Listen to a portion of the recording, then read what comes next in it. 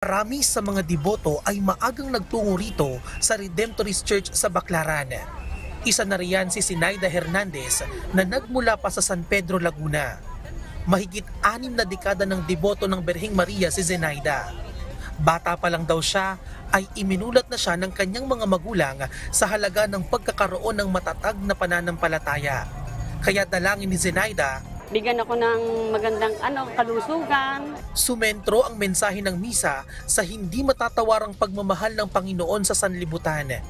Buhay na buhay naman ang mga nagtitinda sa paligid ng simbahan. Doon mo makikita yung kita kasi pag nakauwas, pero pag ganitong hindi pa.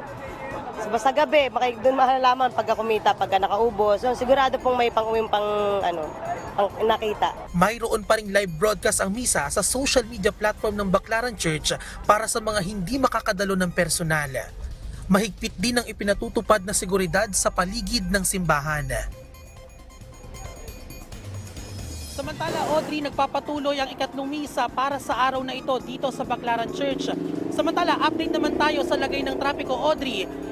Nagsisimula ng bumigat ang usad ng trapiko dito yan sa kahabaan ng Parañaque sa Rojas Boulevard, service road sa tapat mismo yan ng Baclaran Church.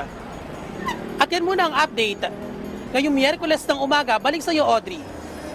Maraming salamat, Bien Manalo.